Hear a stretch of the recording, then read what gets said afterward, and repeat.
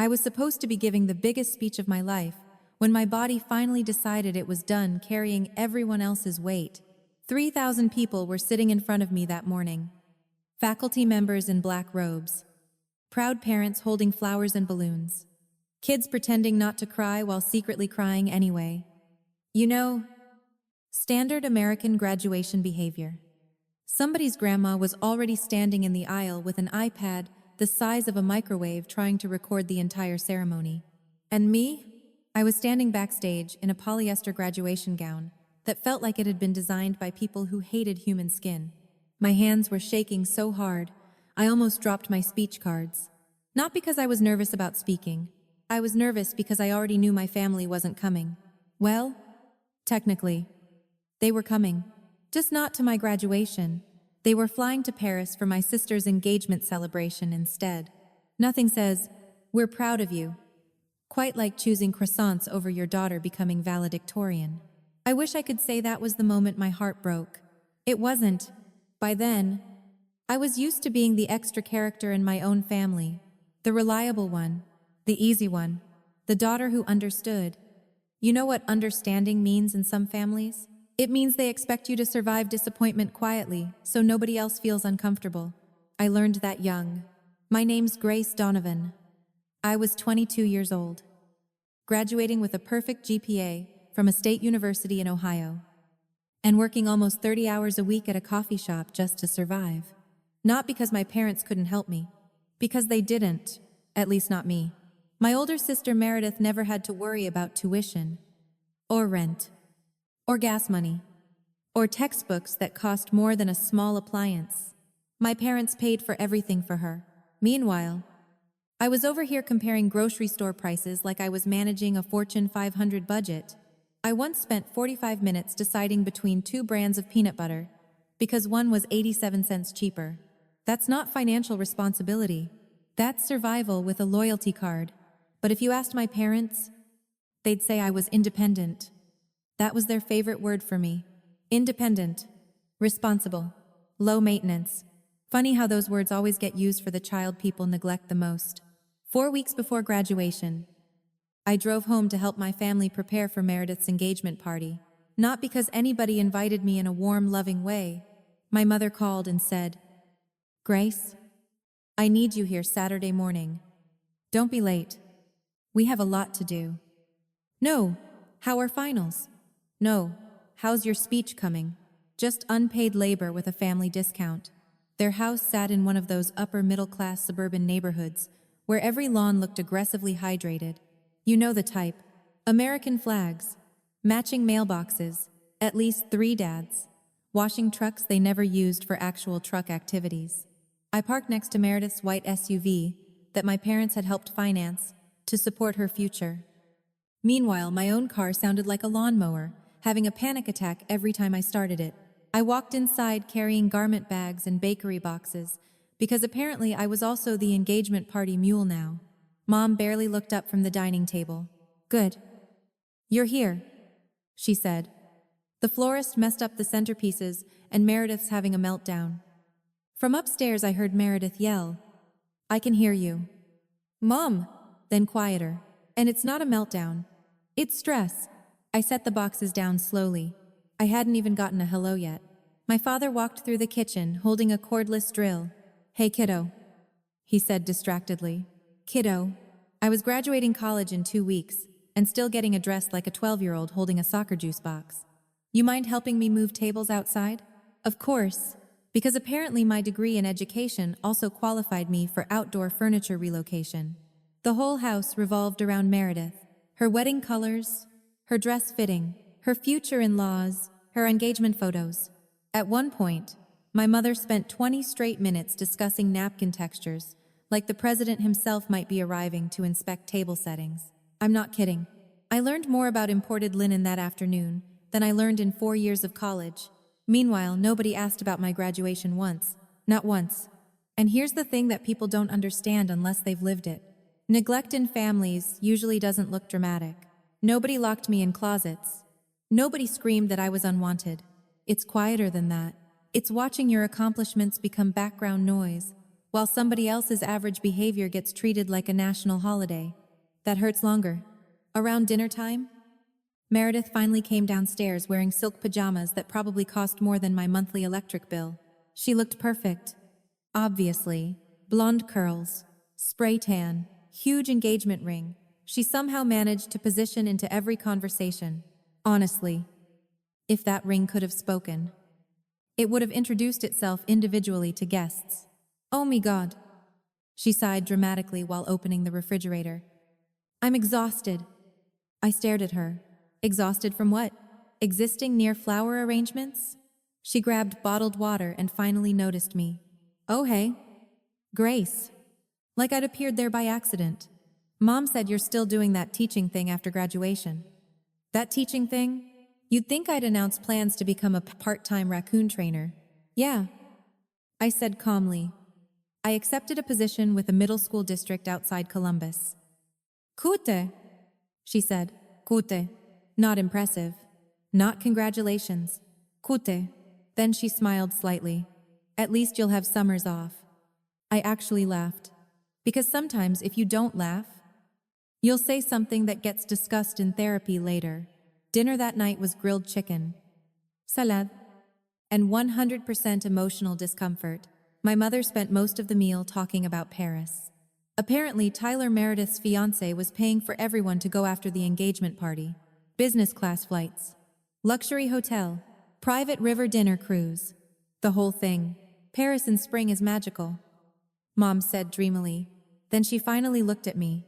You'll understand one day when you get married. There it was again. The assumption that my life was permanently waiting in line behind Meredith's. I cut into my chicken slowly. My graduation is that same weekend. Silence. Not shocked silence. Annoyed silence. Like I'd interrupted something important by mentioning my own existence. Dad cleared his throat first. Well, your grandfather said he's attending, right? I nodded once. Mom smiled tightly. See, you won't be alone. That sentence sat in my chest like a brick, because she genuinely believed that was enough. One family member showing up, like parental attendance at your child's graduation, was somehow optional. I excused myself early and went upstairs to my old bedroom. Same pale blue walls, same bookshelf, same feeling that I had somehow spent my whole life visiting a family instead of belonging to one. A few minutes later, my phone buzzed. Grandpa Howard. I answered immediately. There's my favorite graduate, he said warmly. And just like that, I could breathe again. I stayed on the phone with Grandpa Howard for almost an hour that night. Sitting cross-legged on my childhood bed while downstairs, my family argued over imported champagne, and appetizer trays like world peace depended on mini crab cakes. Grandpa listened, the way older people used to listen before everybody started pretending multitasking counted as attention. No interruptions. No fake sympathy noises. Just quiet patience. So, he said finally, tell me about this speech. I leaned back against the wall and rubbed my forehead. It's probably terrible. He replied. That means you've rewritten it at least 6 times. 8? That's my girl. I smiled despite myself. That was the thing about Grandpa Howard. He never made me feel invisible. He remembered details. My class schedule. The name of my best friend. What subject I wanted to teach. The fact that I hated mushrooms with the intensity of a personal betrayal. Meanwhile, my own father once asked me what year I was in at school. I was a senior, 2 months from graduating. Honestly, I've had cashiers at Walgreens more invested in my future. Grandpa cleared his throat softly. Do your parents understand how big this is? I looked toward the bedroom door automatically, even though nobody upstairs cared enough to eavesdrop on me. They're busy with Meredith. He was quiet for a second. They've been busy with Meredith your whole life. There are some truths older people say very gently because they know sharp truths still cut deep. I swallowed hard. I'm okay. No, Grandpa said calmly. You're functional. That's different. That one landed directly in my chest. Because functional was exactly what I'd become. I functioned through exhaustion, through disappointment, through loneliness. I worked opening shifts at the coffee shop, starting at 5:30 in the morning, then attended classes all afternoon. then tutored freshman students 3 nights a week for extra money. By the time senior year rolled around, I was averaging maybe 4 hours of sleep a night. 5, if God himself intervened. I'd gotten so used to surviving that resting actually made me anxious. You know that feeling? When your nervous system gets uncomfortable the second life becomes quiet? That was me. Always moving. Always helping. Always earning my place in rooms where love should have been free. The next morning started with Meredith screaming because someone picked up the wrong floral candles. Not kidding. Floral candles. Apparently civilization would collapse if peony-scented candles appeared near vanilla-scented ones. I was carrying folding chairs into the backyard when Meredith stormed outside, holding 2 glass jars, like evidence in a criminal trial. Who switched these? Nobody answered, because everybody knew how this worked. If Meredith got upset, the entire household entered emergency response mode. Mom rushed outside immediately. Oh, honey, calm down. I specifically said ivory table candles only. Dad looked at me. Grace, can you run to Target? Of course, because apparently I was now a candle paramedic. I grabbed my keys without arguing. That was my role in the family. Problem solver. Emotional support animal. Human duct tape. On the drive to Target, my phone buzzed through the car speakers. Rachel, my best friend, the only person besides Grandpa who regularly checked whether I was still psychologically alive. You sound tired, she said immediately after I answered. Good morning to you too? No, seriously. Did you sleep? A little. That means no. I pulled into the parking lot and stared at a woman aggressively loading decorative pillows into an SUV the size of a military vehicle. I'm at Target buying emergency candles because apparently we're one scented centerpiece away from societal collapse. Rachel snorted. I hate your family. Take a number. No. Grace. I'm serious. Her voice softened. They treat you like staff. I didn't answer right away because the worst part was she wasn't wrong. People think favoritism is always obvious. Sometimes it's tiny things repeated for years. Meredith got a car for her 16th birthday. I got told to appreciate public transportation because it builds character. Meredith's college apartment was fully furnished by my parents. My freshman dorm room looked like a church donation bin exploded inside it. When Meredith got the flu, Mom slept beside her with soup and medication. When I got pneumonia sophomore year, Dad texted, "Drink fluids?" Honestly, if I died back then, they probably would have mailed me a thumbs up emoji and a cough drop. I walked through Target grabbing candles, ribbon, extra napkins, and somehow also becoming responsible for finding tiny decorative lights because Meredith had changed her party vision overnight. Party vision. That phrase alone should qualify somebody for a tax audit. By the time I got back to the house, my headache had started again, a sharp pressure behind my eyes. I'd been getting them for weeks. Stress. I told myself. Too much caffeine, too little sleep, too much Meredith exposure. That last one honestly felt medically possible. The backyard looked like a wedding magazine threw up all over suburban Ohio. White tablecloths, string lights, flower arches, caterers moving around carrying silver trays like they were filming a reality show called Rich People and Shrimp. Mom spotted me instantly. Finally, put the candles near the dessert table. No thank you. No appreciation. Just instructions. I obeyed automatically. That's another thing people don't talk about enough.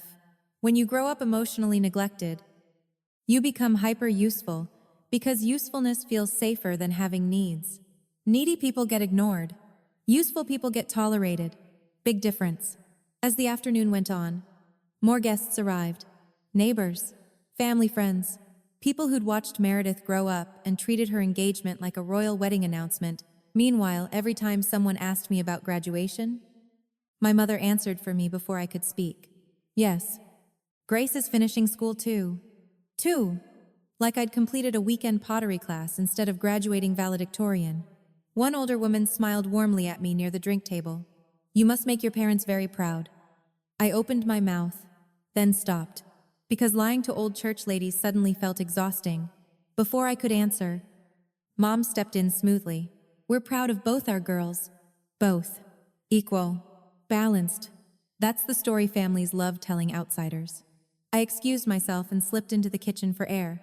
The headache was getting worse now. I leaned against the counter and closed my eyes for a second. That's when I heard voices from the dining room. Mom and Aunt Carol. She's always been easier than Meredith, Mom said quietly. I froze. What do you mean? Aunt Carol asked. Grace doesn't need much. Meredith's more sensitive. I stared at the kitchen tile. Sensitive? That word again. Funny how in some families, one child's emotions become everybody's responsibility, while the other child gets rewarded for asking for nothing. A second later, Mom laughed softly. Honestly, Grace would survive a nuclear disaster with a planner and iced coffee. I almost laughed too. Because she wasn't completely wrong. I probably would. But that didn't mean I wanted to. I walked upstairs before they could see me. My old bedroom still smelled faintly like laundry detergent and dusty books. I sat on the edge of the bed and stared at my graduation speech laying beside me. 4 years. 4 years of working myself into the ground. 4 years, believing achievement would finally make them notice me. And deep down, I already knew the truth. No accomplishment was ever going to compete with being Meredith. I stayed in that bedroom until the sound of laughter downstairs finally started fading into the background. And for a minute, I seriously considered getting in my car and driving back to campus without saying goodbye to anybody. Not in a dramatic movie way either. Just quietly. Grab my keys, leave the candles, disappear. Honestly, I think a lot of overlooked people fantasize about that sometimes. Not revenge, not screaming, just absence. Just letting people notice what happens when the reliable person finally stops showing up. My phone buzzed again in my lap. Grandpa Howard. I answered immediately. Well, he said. Did the royal engagement gala survive the candle crisis? I laughed before I could stop myself. That was another thing about Grandpa. He never forced me to explain things. He just somehow knew. Barely. I said, the nation was hanging by a thread. Thoughts and prayers. I leaned back against the wall and closed my eyes. Downstairs, I could still hear Meredith's voice floating through the vents. Loud. Confident. Center stage as always. Grandpa got quiet for a second. You okay? Gracie? Nobody else asked that question like they actually wanted the real answer. Not, how are you? As a social reflex. Not, everything good?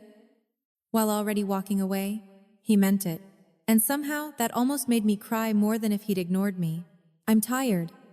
I admitted, that's not the same thing. No, I said softly. I guess it's not. I heard him shift in his chair, probably sitting in his little den surrounded by old history books and black coffee, strong enough to remove paint. Grandpa Howard had retired from teaching almost 15 years earlier. But he still carried himself like a professor. Slow voice, sharp eyes. The kind of older man who believed handshakes mattered and television volume should never exceed human dignity. You know, he said carefully, your grandmother used to worry about you. I frowned slightly. She died before I was born. She did. But when your mother was pregnant, Eleanor kept saying that little girl is going to need someone in her corner. Something tightened in my chest. I didn't know much about Grandma Eleanor, mostly because my mother almost never spoke about her. The few times she did, it was always polite but cold, like talking about a woman she respected but never liked. What was she like? I asked quietly. Grandpa chuckled softly. Terrifying. I laughed. No, seriously.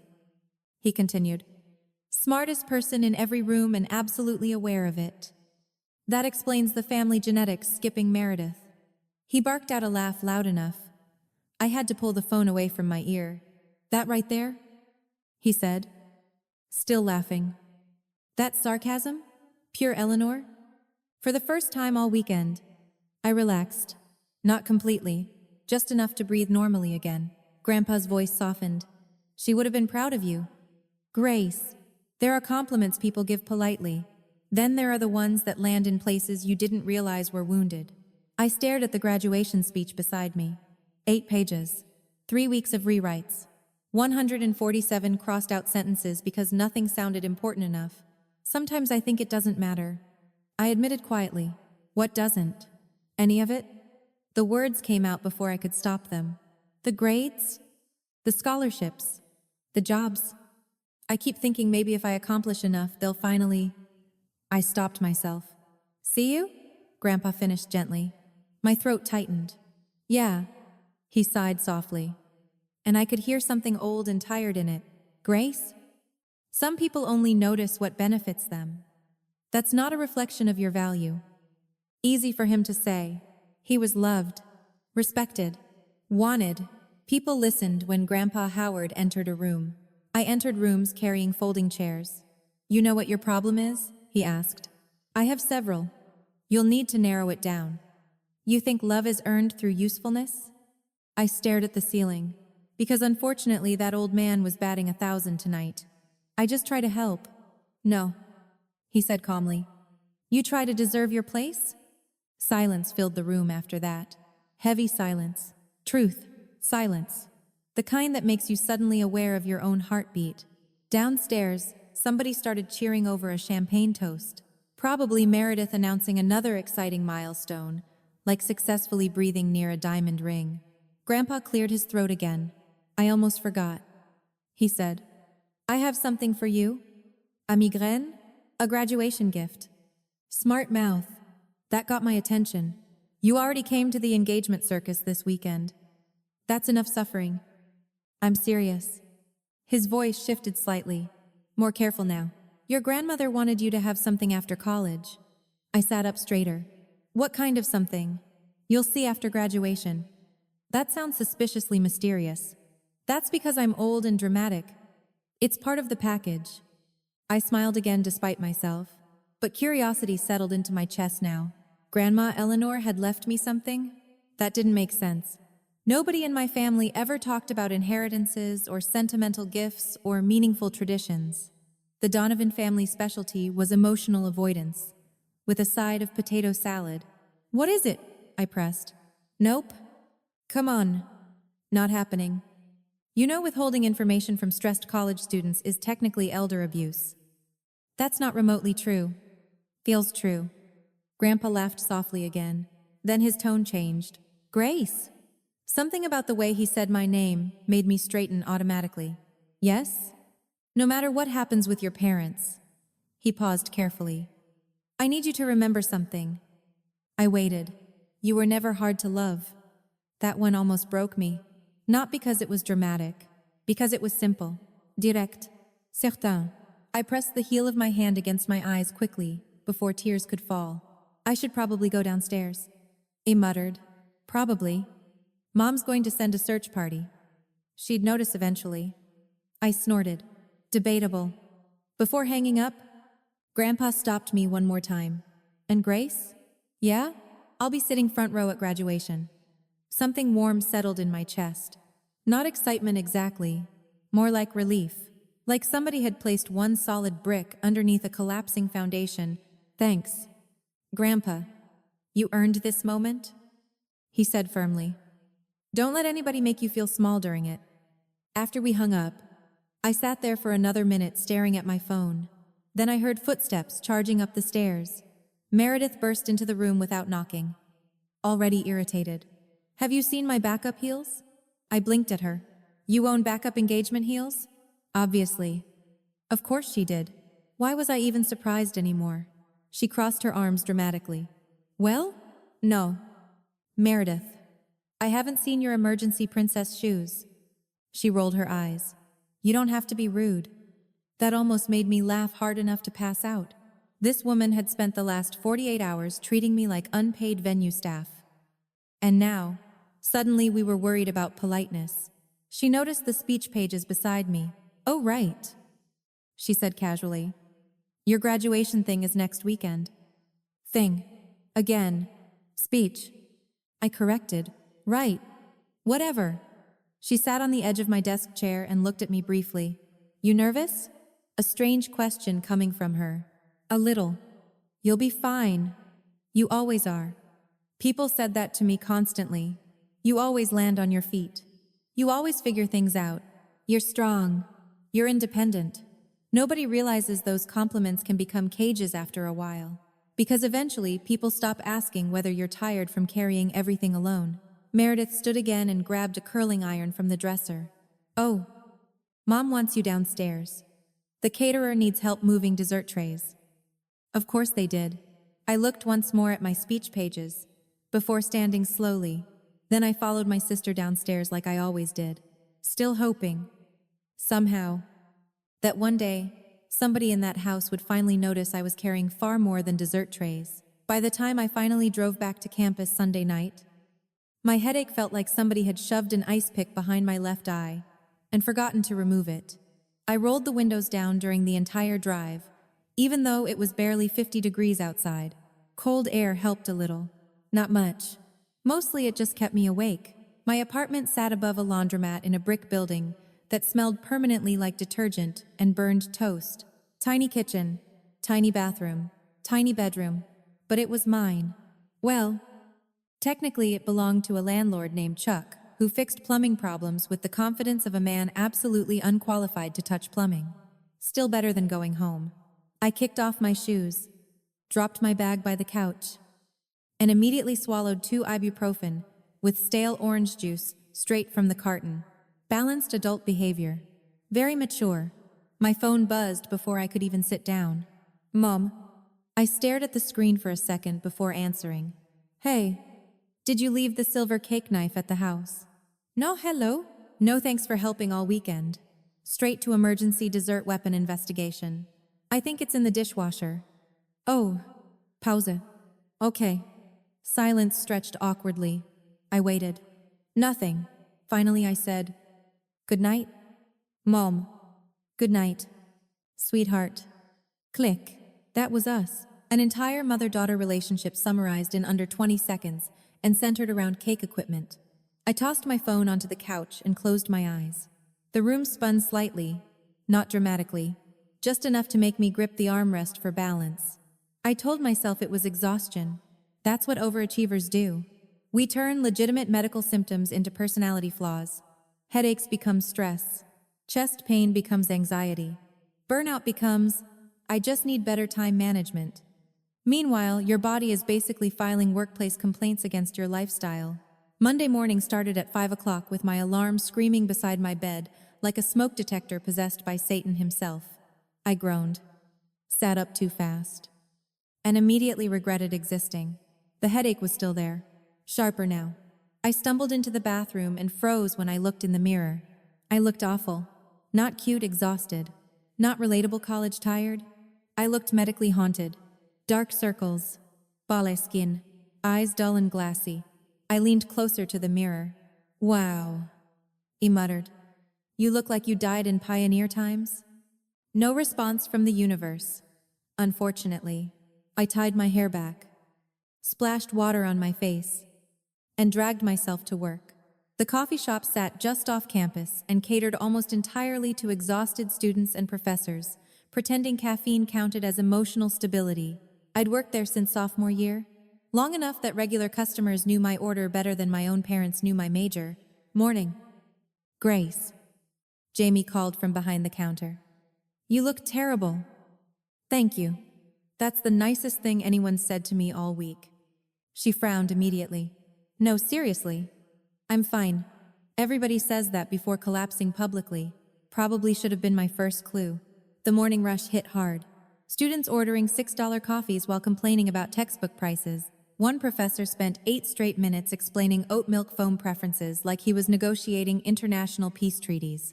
At around 8:30, the room tilted slightly while I was steaming milk. I grabbed the counter automatically. Jamie noticed instantly. "Hua, you okay?" "Yeah." "You just grabbed the espresso machine like it owed you money." I stood up too fast. I hadn't stood up, but details felt unnecessary. By 10 o'clock, the headache had spread into my neck. Every sound felt sharper than normal. The grinder, the register, some freshman laughing too loudly in the corner like youth itself was personally attacking me. Then came the nosebleed. 1 second I was handing somebody a blueberry muffin. Next second blood dripped onto my wrist. "Oh my God," the customer whispered. "Fantastic. Nothing says professional customer service like spontaneous bleeding near baked goods." I grabbed napkins quickly and rushed into the employee bathroom. The bleeding wouldn't stop. 5 minutes. 10 minutes. Still going. I leaned against the sink, staring at myself, while blood spotted the paper towels. Somewhere deep down, A quiet little voice whispered, "This isn't normal." But another louder voice answered immediately, "You don't have time to fall apart right now." Graduation was 6 days away. Rent was due. Final paperwork for my teaching position still needed submitting. And my family was already acting like my achievements were an inconvenience. So no, I could not afford a medical crisis. I finally got the bleeding under control and walked back out front, pretending nothing happened. Jamie folded her arms immediately. "You need a doctor." "I need health insurance that doesn't classify survival itself as an out-of-network expense." "I'm serious." "Grace." "Suwangi." That shut both of us up for a second. Because welcome to America, where half the country diagnoses themselves through internet searches and financial fear. I made it through the shift somehow. Barely. By the time I got back to campus for afternoon graduation rehearsal, sunlight itself felt aggressive. The football stadium buzzed with students finding assigned seats and taking photos with families, parents everywhere. Moms fixing collars, dads carrying flowers, grandparents proudly filming literally everything. I stood there alone, holding my rehearsal packet, while hundreds of people around me celebrated together. And honestly, that part hurt more than I expected. A girl beside me adjusted her honor cords and smiled. "Your family excited?" I hesitated. "Yeah. Very." "Lee." Smooth lie, too. At this point, I could have won awards for emotionally protective dishonesty. During rehearsal, we practiced walking across the stage. Namis. Speech timing. Microphone placement. The dean stopped me afterward. "Grace, your speech is excellent." "Thank you. You're going to make your family proud." There it was again. That word. Family. Everybody assumes family automatically shows up for moments like this. Most people can't even imagine otherwise. My phone buzzed in my pocket. A text from Meredith. "Need you Thursday night for seating chart help." Not, "Can you?" Need. Like I was event staff with student loans. I typed back, "I have graduation rehearsal Thursday." 3 dots appeared instantly. "This is important." Grace. I stared at the message, then laughed quietly to myself, standing there in the middle of the stadium. Because apparently my entire life could be summarized in one sentence. Everything involving Meredith counted as important. Everything involving me counted as flexible.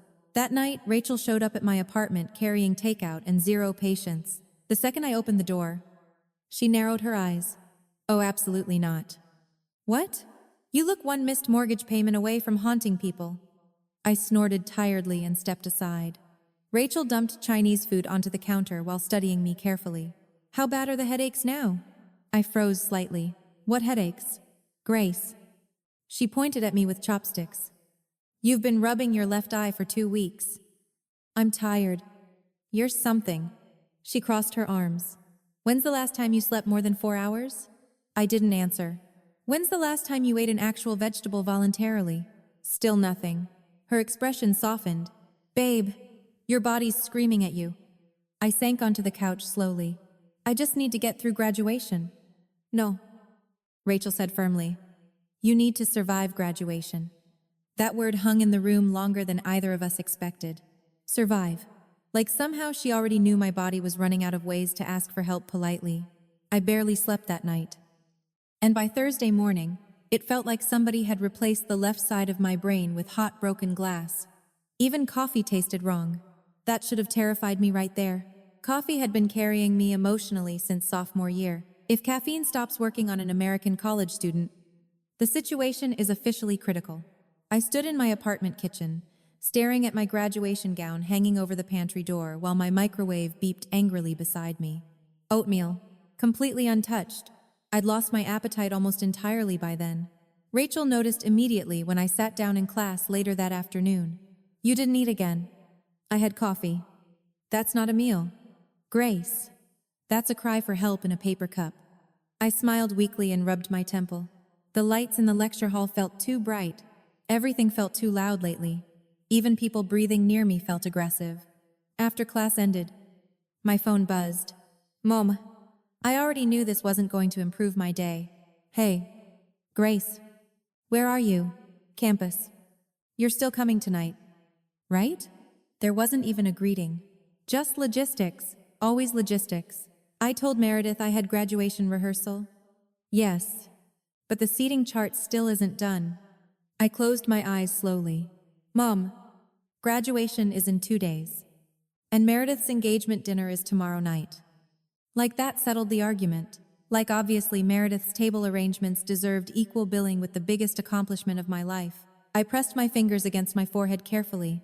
The pain was getting sharper now. I really don't feel good. Silence.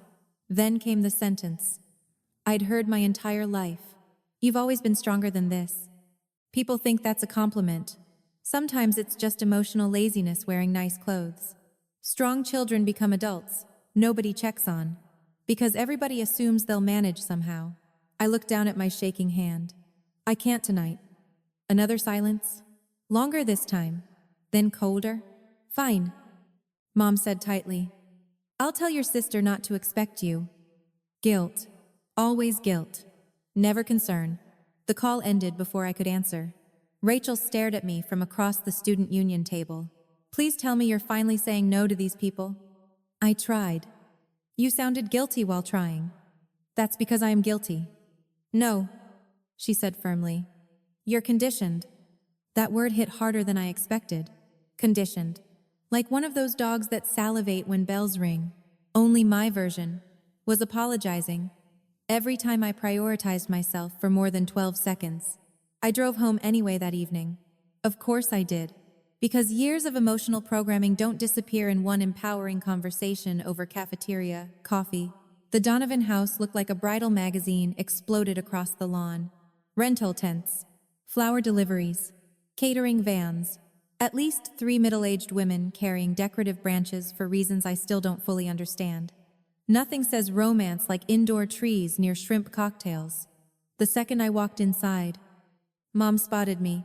Oh good. You came. No acknowledgement of the fact I'd just driven 40 minutes after classes while feeling like I might actually collapse. Meredith swept into the kitchen, holding fabric samples. There you are. We need opinions. Interesting word considering nobody had asked whether I was still alive recently. She spread color swatches across the counter dramatically. Ivory or cream? I blinked slowly. They look identical. Her face tightened instantly. They are not identical. Right. Of course. One was apparently winter ivory, and the other was European cream, which I assume translates loosely into rich people nonsense. I leaned against the counter carefully. Bad idea. The room tilted for a second. Mom noticed. You look pale. I'm tired. Well, don't get sick before graduation. That was it. Not concern. Not maybe you should see a doctor. Just inconvenience management. Like my health mattered only if it interfered with scheduling. Dad walked in carrying luggage tags. Luggage tags. I frowned. You guys already packed? Mom brightened immediately. Oh. Speaking of that, Tyler upgraded everybody to business class. Meredith squealed. Dad smiled proudly. And suddenly I understood. They were excited. Really excited. More excited than they'd ever been about my graduation. I stood there silently, while they discussed Paris restaurants and hotel suites. Finally, I interrupted softly. When exactly are you leaving? Dad answered casually while checking flight information on his phone. Friday night. My stomach dropped. Graduation was Saturday morning. I looked at him carefully. You're leaving the night before my ceremony? Mom waved her hand immediately. The flight was the best deal. I actually laughed once. Not because it was funny, because sometimes your brain short-circuits when people disappoint you creatively. You're serious. Grace. Mum Sahil. Already irritated. We talked about this. No. You informed me. Don't start. Start. Interesting choice of words considering I hadn't even begun. I looked at Meredith. She avoided my eyes completely. That somehow hurt more. You're all missing my graduation. Dad shifted uncomfortably. Your grandfather will be there. There it was again. Like Grandpa attending somehow canceled out parental abandonment mathematically. I stared at the 3 of them standing there discussing Paris, while my head pounded so hard I could hear my pulse, and something inside me finally cracked a little. Not dramatically. Quietly. Like ice splitting under pressure. I'm valedictorian, I said softly. Nobody answered immediately. Mom adjusted flower stems. Dad looked at his phone.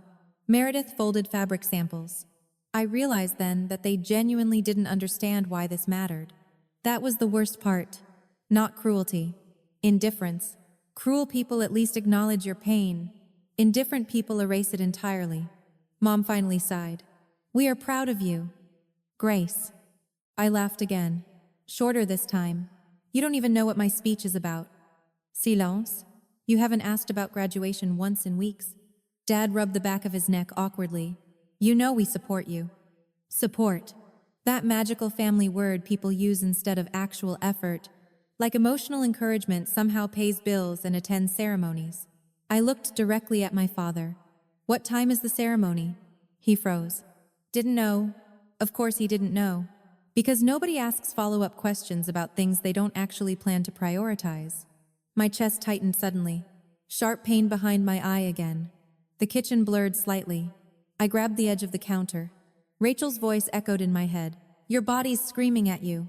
Mom noticed me sway. Grace? I'm fine. Automatic response. Always automatic. But even I could hear how weak it sounded now. Dad stepped closer, finally looking concerned for the first time, all evening. You okay? Kiddo? And maybe that should have comforted me. Maybe I should have appreciated the delayed concern. But, honestly, by then I was too exhausted to feel grateful for crumbs. I looked at all three of them, standing there surrounded by flowers and luggage and excitement for a trip they'd chosen over me. Then I realized something awful. If I collapsed right there in that kitchen, they'd probably still make the flight. I drove back to campus that night with both hands gripping the steering wheel so hard my fingers went numb. Mostly because I was suddenly terrified. Rachel might be right, not about my family. I'd known the truth about them for years. About my body. The headache had become something else now. Not stress. Not exhaustion. Something bigger. Something wrong. Around 3 a.m, I woke up on my bathroom floor with blood running down my chin. For one confused second, I genuinely thought somebody had punched me in my sleep. Then I realized my nose was bleeding again. Badly. I grabbed toilet paper and leaned over the sink while cold sweat rolled down my back. The apartment spun slightly. I stared at myself in the mirror. Pale skin, bloodshot eyes, hair stuck to my face. Honestly, I looked like the ghost of unpaid student loans. The bleeding finally slowed after almost 20 minutes. 20. That is not a normal amount of time for a human face to malfunction. I knew I should go to the emergency room. I knew it, but graduation was less than 24 hours away. And somewhere deep inside me was this stupid, desperate belief that if I could just make it across that stage first, then maybe I'd finally earned permission to fall apart. That's the thing nobody tells high-functioning people. Sometimes, achievement becomes survival. You keep chasing the next milestone because stopping means feeling everything underneath it. I cleaned myself up, swallowed more ibuprofen, and sat on the bathroom floor until sunrise. At 8 o'clock, Rachel showed up outside my apartment with coffee and the expression of a woman preparing for violence. You look worse? Good morning to you too. No, seriously. Grace. She stepped inside and stared at me carefully. You're gray? That feels medically dramatic. You had another nosebleed, didn't you? I froze. Her eyes narrowed instantly. Oh my God. It's probably stress. You are one sentence away from starring in a hospital documentary. I tried laughing. Big mistake. The sharp pain behind my eye exploded so suddenly. I grabbed the kitchen counter. Rachel moved immediately. Okay, that's it.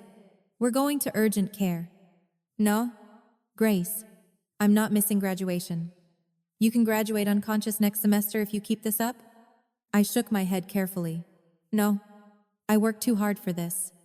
And I had 4 years. 4 years of scholarships and double shifts and cheap ramen and panic attacks disguised as productivity. I was walking across that stage, even if my body personally objected. Rachel stared at me for a long moment. Then she sighed the sigh of someone realizing stubbornness was apparently my dominant personality trait. Fine, she muttered. But if you pass out, I reserve the right to tell everybody I warned you. Deal. Graduation morning arrived hot and bright and offensively cheerful. The kind of perfect spring day that belongs in brochures for universities trying to convince families their children won't develop lifelong debt trauma. Campus buzzed with excitement. Parents carrying flowers, grandparents dressed up in church clothes, students taking photos in caps and gowns while pretending not to cry. I sat in the passenger seat of Rachel's car staring out the window while nausea rolled through my stomach in waves. My phone buzzed. Mom, I already knew. I opened the message anyway. Just landed in Paris. So proud of you today. Sweetheart. Send pictures. Attached was a family selfie at the airport. Mom smiling. Dad giving a thumbs up. Meredith holding a designer coffee cup worth roughly my grocery budget. I stared at the photo silently. Not one of them looked sad about missing my graduation. Not one. Rachel glanced over from the driver's seat. Don't what? Pretend that doesn't hurt. I locked my phone slowly. It's fine. No, she said quietly. It isn't. The football stadium was already filling when we arrived. Thousands of people. Rows and rows of folding chairs stretching across the field. Banners flapping in the wind. The brass band warming up somewhere nearby. I climbed out of the car carefully. Suddenly dizzy again. Rachel grabbed my elbow immediately. Easy. I'm okay. You are physically incapable of telling the truth about your own health. Faire point. Near the entrance. Students lined up alphabetically. Everybody seemed excited. Laughing. Taking selfies. Calling out to relatives in the stands. Meanwhile, I scanned the crowd automatically for my family, even though I already knew they weren't there. That kind of hope doesn't die quickly. Then I saw him. Grandpa Howard. Front row. Wearing his old Navy suit and holding a manila envelope against his chest. The second he spotted me, his whole face lit up. And just like that, my chest tightened for an entirely different reason. Relief. Real relief. I walked toward him slowly. You made it? Wild horses couldn't stop me. He hugged me carefully, then pulled back and frowned immediately. Grace, you don't look well. Apparently, everybody's a doctor today. I'm serious. I just need to get through the speech. His eyes studied my face carefully. Too carefully. Like maybe he saw more than I wanted him to. Then his expression softened. You're going to do beautifully. Rachel stood beside us, holding her phone already prepared for maximum emotional documentation. Okay, she announced. Nobody dies before I get graduation pictures. Excellent standards. He muttered. The ceremony began 20 minutes later. Speeches, music, faculty, introductions, names rolling endlessly across loudspeakers. The heat settled heavily over the stadium, inside my gown. Sweat slid down my back, while pressure hammered behind my eye harder and harder. I focused on breathing. One inhale, one exhale. Just stay upright. That was the goal now. Not excellence, not perfection, consciousness. Finally, the dean stepped toward the microphone. And now, our valedictorian, Grace Donovan. Applause exploded through the stadium. 3,000 people. I stood slowly. The world tilted for half a second. Rachel's eyes widened immediately from the audience. Grandpa gripped the edge of his chair. I walked toward the podium anyway. One step, then another. Because after everything, I was not letting this moment get taken from me too. The microphone felt cold in my shaking hands. I looked out across the stadium. Rows of proud families. Flowers. Cameras. Celebration everywhere. Then my eyes landed on the 2 empty seats beside Grandpa. Reserved for my parents. Still empty. Something inside my chest cracked quietly. Not anger this time. Grief. Real grief. I cleared my throat carefully. Thank you all for being here today.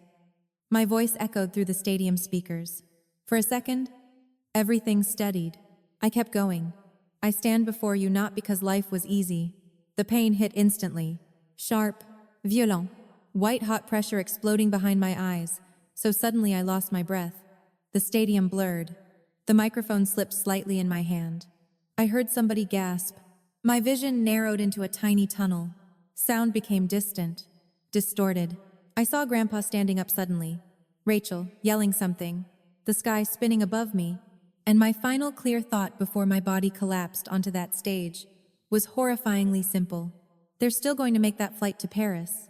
The last thing I remember clearly was the sound of people screaming my name while the stadium lights twisted above me, like somebody had grabbed the entire world and shaken it sideways. Then everything went black.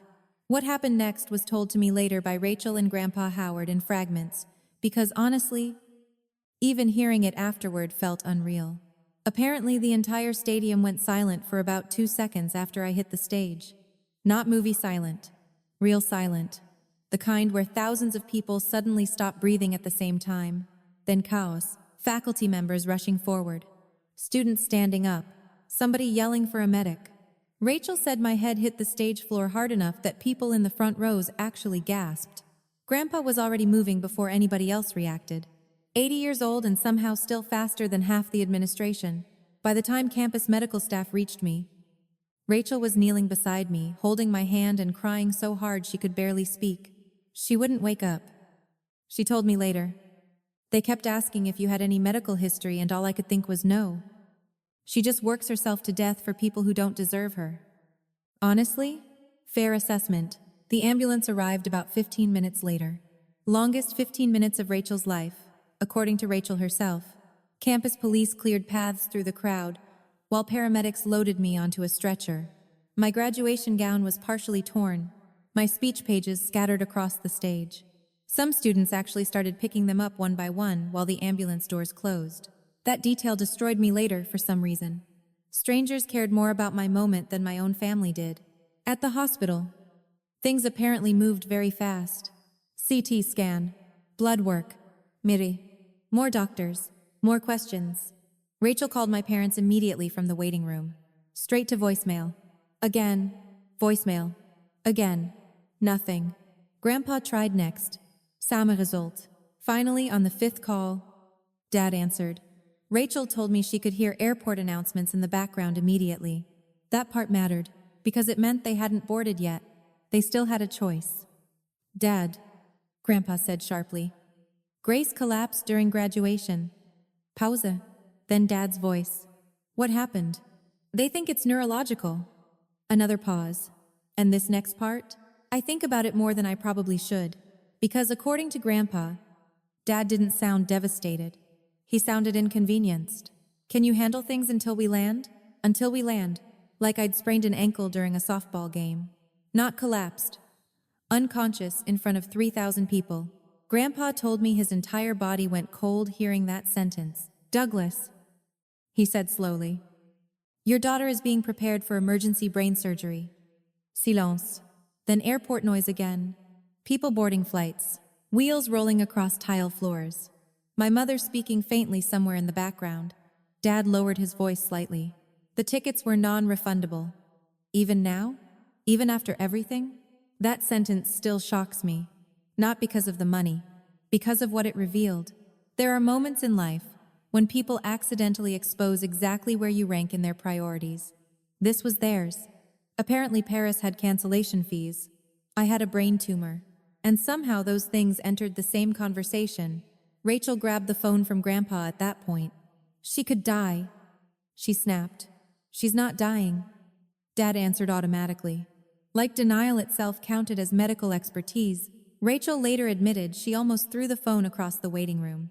Instead, she said the thing nobody else had been willing to say to my parents for years.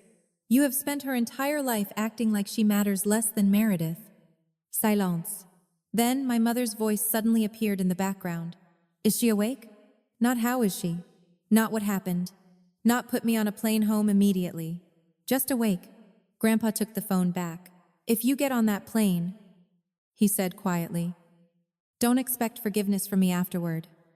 I wish I could tell you my parents suddenly realized what mattered, that they ran from the gate, that they rushed back to the hospital crying and terrified. They didn't. They boarded the flight, every single one of them, while surgeons prepared to open my skull. My family settled into business class with complimentary champagne. That truth changes something inside a person permanently. The neurosurgeon met with Rachel and Grandpa less than an hour later. Brain tumor, frontal lobe, severe swelling. Emergency surgery immediately. Rachel said the word tumor sucked all the oxygen out of the room. Grandpa just sat down slowly and stared at the floor for a long time. Then came another problem. Consent forms. Because technically my parents still counted as next of kin. Hospital staff kept trying to reach them. Still nothing.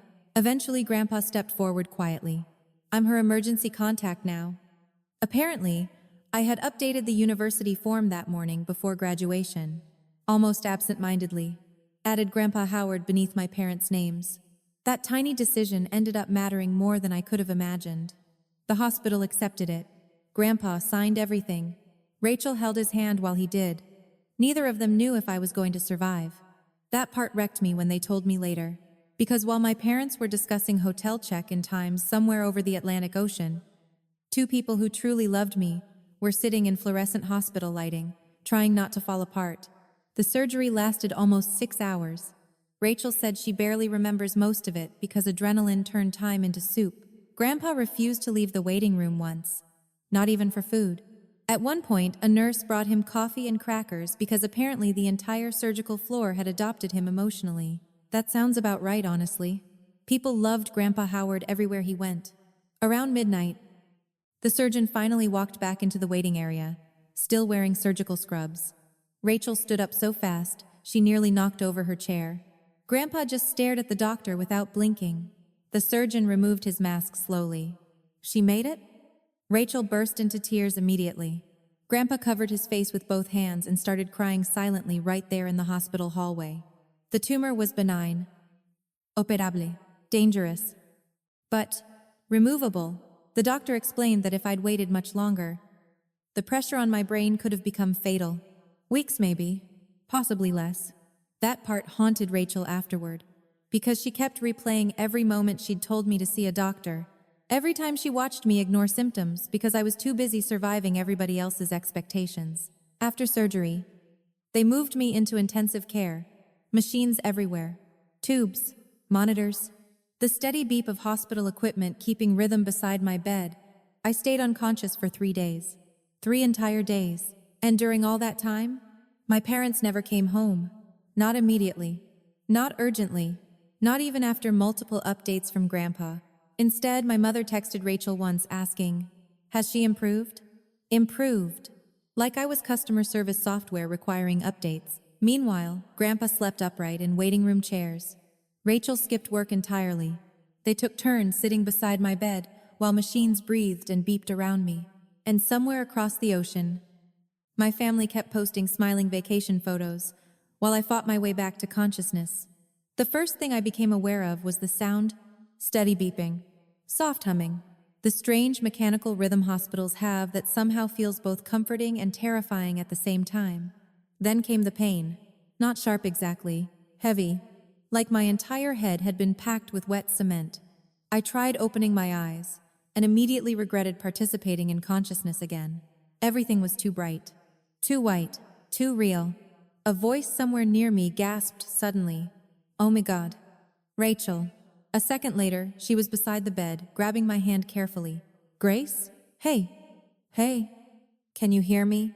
I blinked slowly. My throat felt like sandpaper. "What?" My voice cracked instantly. "You're okay," Rachel said quickly, already crying. "Surgery went well. You're okay." Surgery. The word moved slowly through my brain like cold syrup. Then pieces started returning. Graduation. The stage. The pain. Falling. I turned my head slightly and spotted Grandpa Howard asleep in a chair beside the window, still wearing the same navy suit from graduation. 3 days of wrinkles covered it now.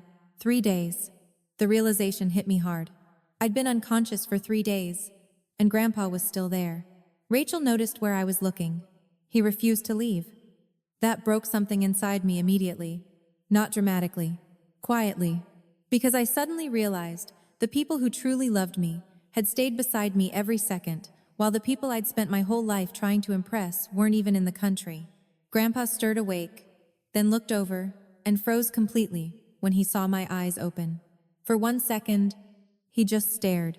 Then his entire face crumpled with relief. "There's my girl," he whispered.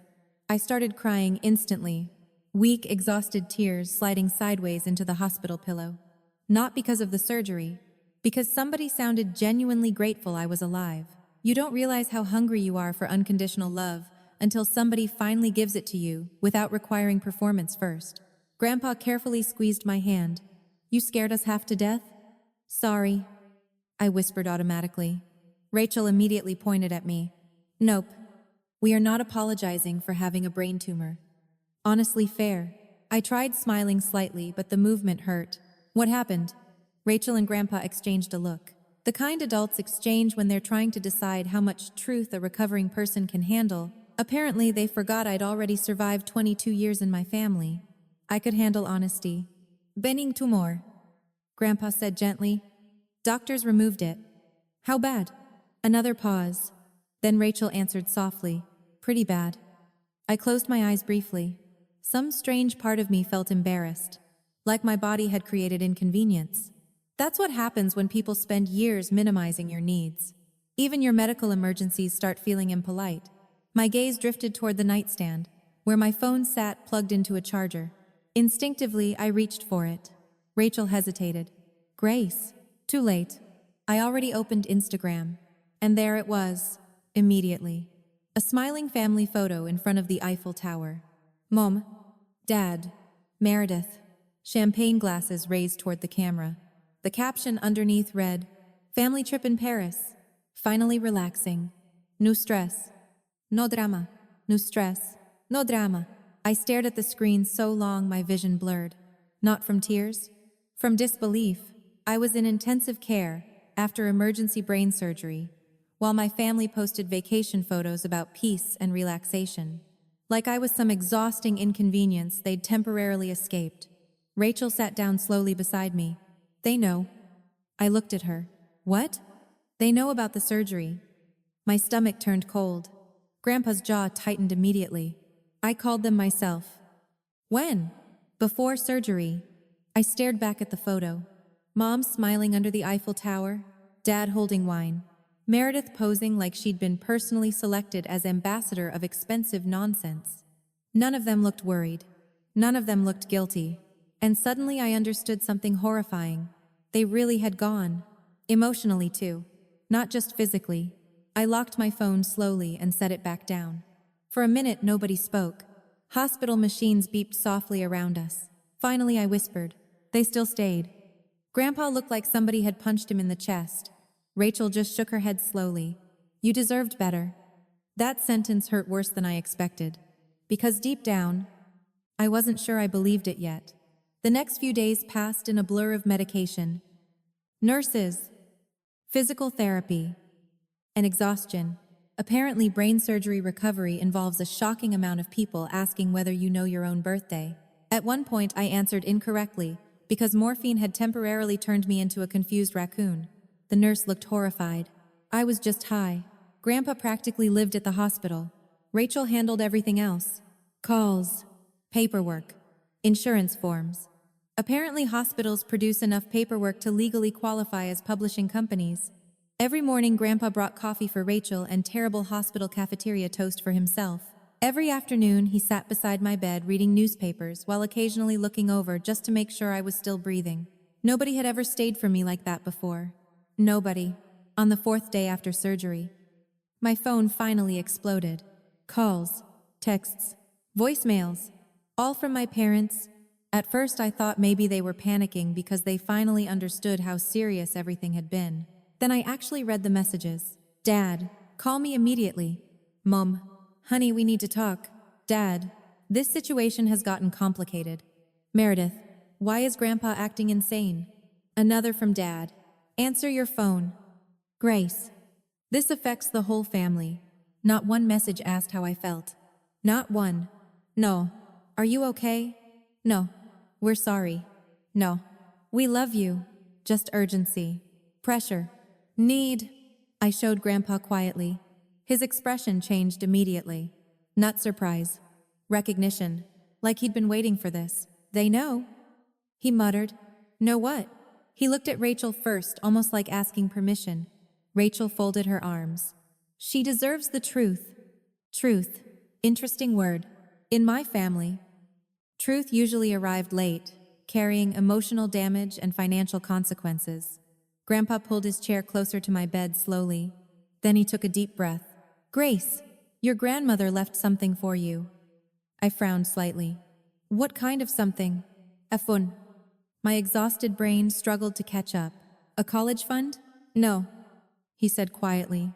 Something bigger. He looked older, suddenly. More tired, like he regretted not telling me sooner. Your grandmother created an account for you before she died, he explained carefully. Money meant specifically for your future after graduation. I stared at him. What are you talking about? She called it your freedom fund. Freedom fund. The phrase sounded unreal, like something from a movie where rich grandmothers solve emotional trauma through trust accounts. I almost laughed.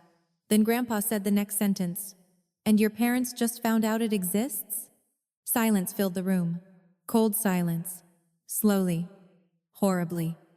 Everything started clicking together. The calls. The urgency. The sudden desperation. Not because I almost died. Because money had entered the conversation. I felt sick instantly. No, I whispered. Grandpa's face hardened. I'm afraid so. I looked back at the pile of missed calls lighting up my phone screen. 65 missed calls from my father. After ignoring the hospital, after choosing Paris, after leaving me unconscious during brain surgery, and suddenly I realized something devastating. My family hadn't come looking for me. They'd come looking for what they thought they were losing.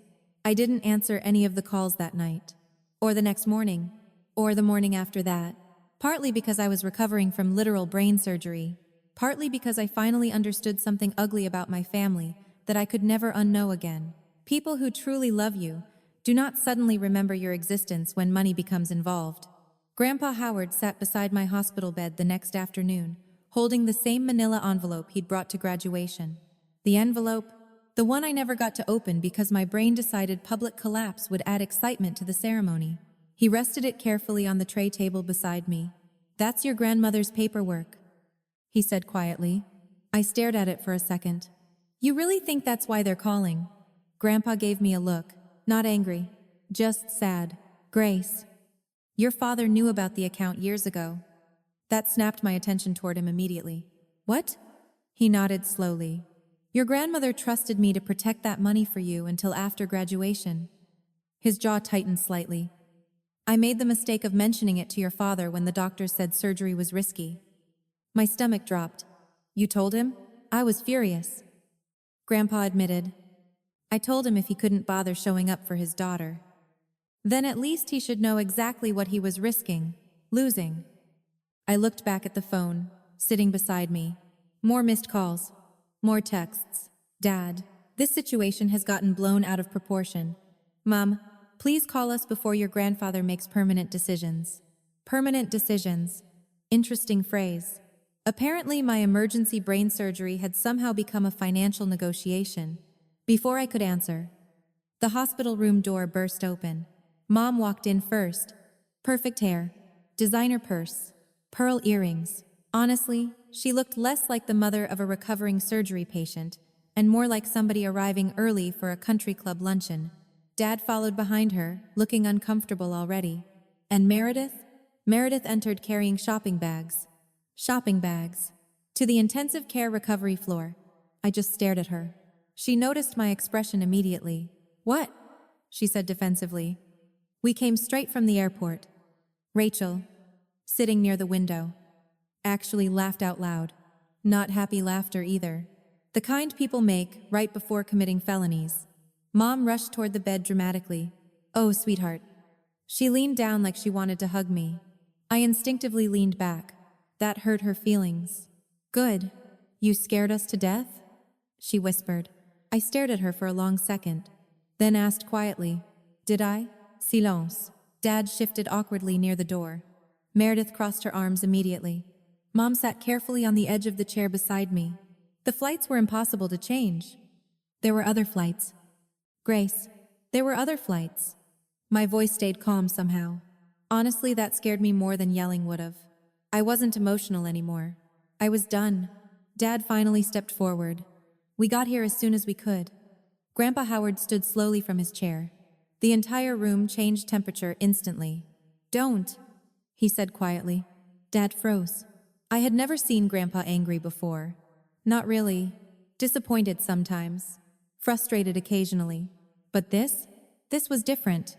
This was a man whose patience had finally died. You boarded that plane knowing your daughter needed emergency brain surgery. Grandpa said. Dad rubbed the back of his neck nervously. We didn't know how serious it was. Rachel stood up immediately. She collapsed unconscious in front of 3,000 people. Mom's face tightened. There's no need to attack us. Attack. Interesting choice, considering they'd emotionally abandoned their daughter during a medical emergency. Grandpa stepped closer. No, Pamela. What there's no need for is pretending this is normal. Nobody spoke. Hospital machines beeped softly around us. I watched my parents carefully. Not one of them looked devastated. Uncomfortable? Yes. Embarrassed? Definitely. But heartbroken? No. That realization settled heavily into my chest. Mom folded her hands carefully. Grace, we understand you're emotional right now. Rachel actually muttered. Oh my God. Under her breath, because apparently surviving brain surgery still counted as overreacting in my family, I looked directly at my mother. I saw the Paris photos. Her expression flickered slightly. That was just social media. No stress? No drama. Silence. Dad closed his eyes briefly. Mom straightened. You know how people caption things online? No, I said softly. I don't actually know how people post champagne photos while their daughter is in surgery. That finally landed. Dad looked away immediately. Meredith sighed dramatically. Can we not make this into a whole thing? I blinked at her slowly. A whole thing? You know what I mean. No, actually, I didn't. Because apparently my expectations for family had been set unreasonably high, somewhere between wanting emotional support and hoping they'd care if my skull got opened surgically. Grandpa stepped toward the bed and picked up the manila envelope. The second he did, I noticed something.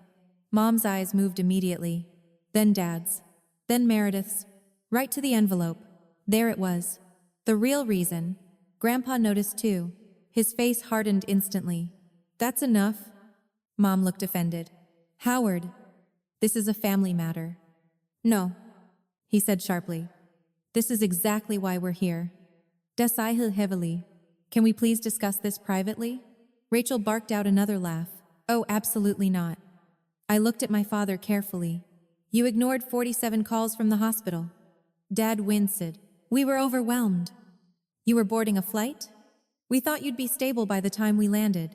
Stable? Interesting word choice for a person unconscious in neurosurgery. Mom leaned forward suddenly. Sweetheart, nobody is saying mistakes weren't made. Mistakes. Like accidentally overcooking dinner.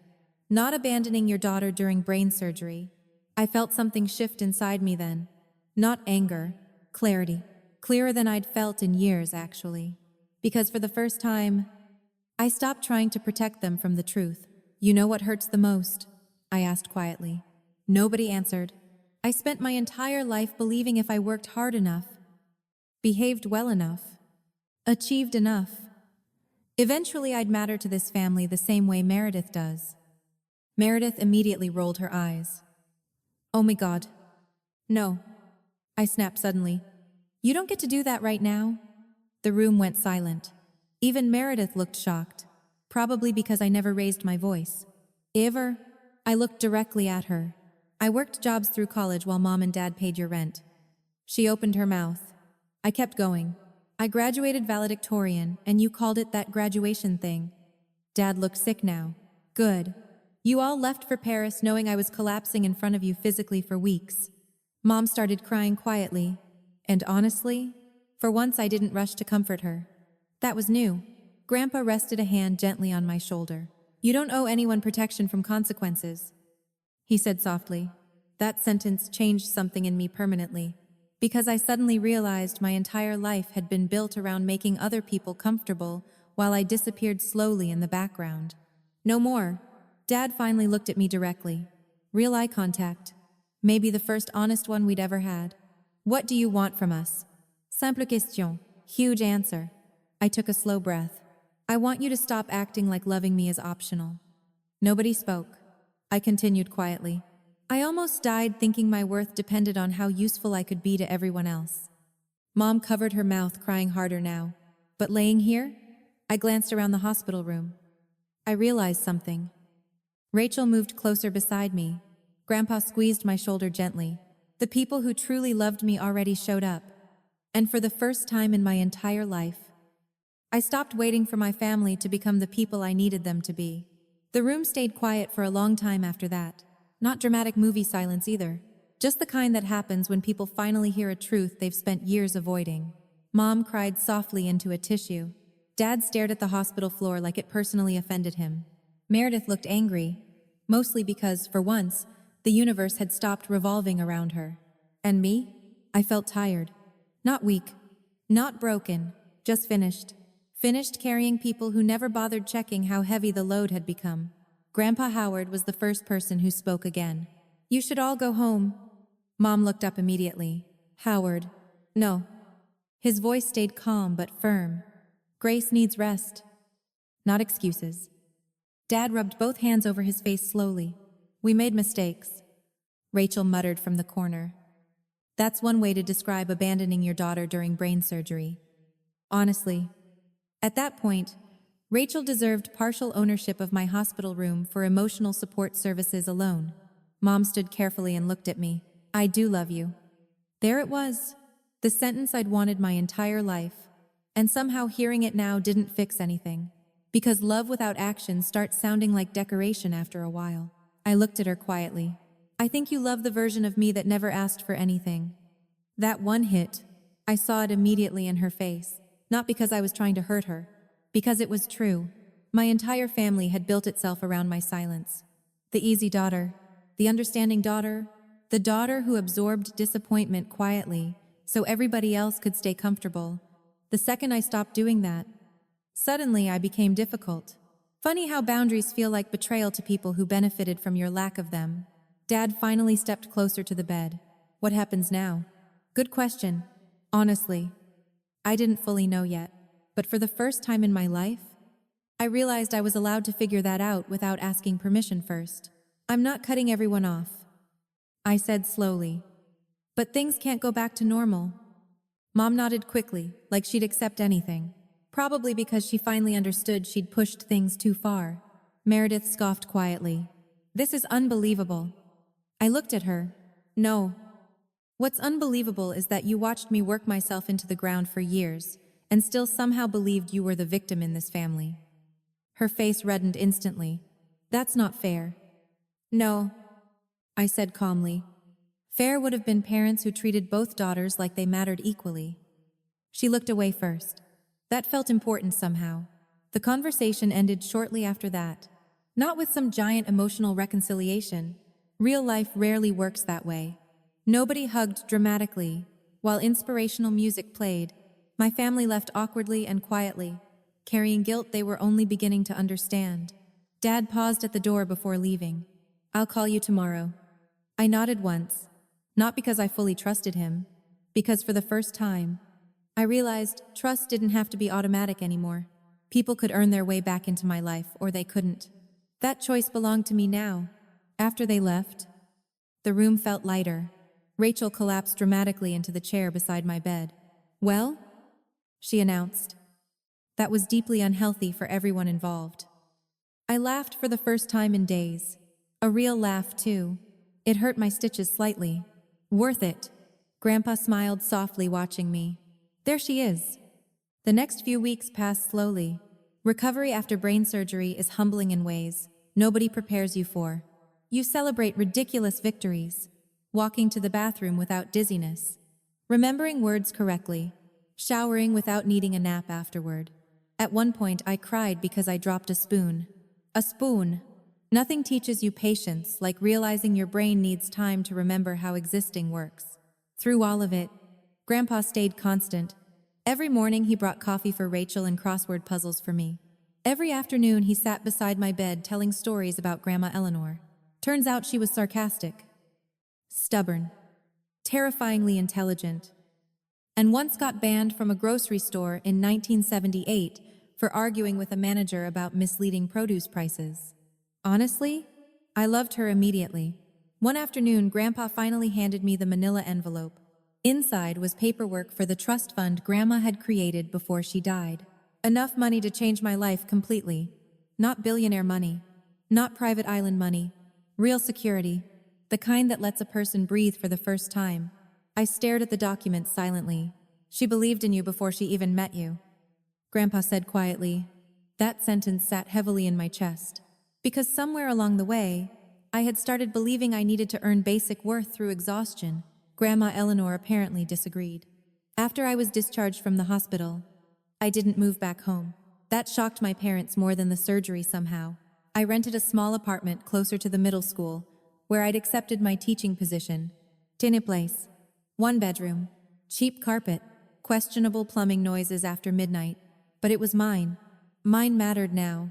Rachel helped me decorate using thrift store furniture and aggressive opinions about throw pillows. This one says divorced aunt with emotional baggage? That's oddly specific. I stand by it. Some things don't heal you dramatically. Some things heal you slowly. Cheap takeout with your best friend. Quiet mornings. People checking whether you ate lunch. A grandfather who never misses a phone call. That's real healing. Not motivational quotes online, posted by people named Crystal, selling essential oils. Dad actually did start calling regularly. Awkward conversations at first. Careful. Tentative. Like 2 people learning each other's language late in life. One evening, he admitted quietly, I thought because you never complained. You were okay. That one stayed with me. Because I think a lot of older generations misunderstand silent children. They mistake competence for emotional safety. But children who never ask for help usually learned early that asking didn't change anything. Mom started therapy eventually. That surprised me. Apparently nearly losing a daughter while vacationing in Paris forces self-reflection onto people whether they requested it or not. Meredith took longer. Much longer. But about a year later, she called crying after Tyler left her. Not because of me exactly. Because eventually people who spend their lives being centered struggle when life finally stops centering them. I listened quietly while she cried. Then I told her something nobody had ever told either of us growing up. You need to become a person outside of other people's approval. Silence. Then softer crying. Maybe healing runs in families too if somebody starts it first. 2 years later, I stood in my own classroom hanging student artwork on the walls while sunlight poured through the windows. 26 middle school kids now called me Miss Donovan. Some loud, some anxious, some carrying invisible loneliness the same way I once did. And every single day, I made sure they felt seen. Because once you grow up invisible, you notice forgotten people everywhere. Sometimes I still think about that graduation stage. About collapsing while my family boarded a plane to Paris. For a long time, I thought that moment destroyed me. Now I think it saved me. Because almost dying forced me to finally stop performing for love. And here's the truth I wish somebody had told me years earlier. The people who truly love you will show up before you earn it. Not after. Not once you become useful enough. Not once you stop having needs. Real love arrives carrying concern, not conditions. And if you spend your whole life setting yourself on fire to keep everybody else warm, eventually, your body will force you to notice the damage. Mine just happened to do it in front of 3,000 people. One of the hardest lessons in life is realizing that love should not have to be earned through exhaustion, sacrifice, or silence. Many people, especially from older generations, were taught to keep giving no matter how empty they felt inside. They became the dependable one in the family, the person who solved problems, avoided conflict, and carried pain quietly so everyone else could stay comfortable. But over time, that kind of living can slowly break a person emotionally, mentally, and even physically. This story reminds us that being needed is not the same as being valued. Real love is shown through presence, effort, and care during difficult moments. Not just words during convenient ones. It also teaches an important truth many people learn too late. Boundaries are not selfish. Protecting your peace, health, and dignity is part of respecting the life God gave you. For older viewers especially, there is another powerful reminder here. The smallest acts of support can change someone's entire life. Grandpa Howard did not fix Grace's pain with money alone.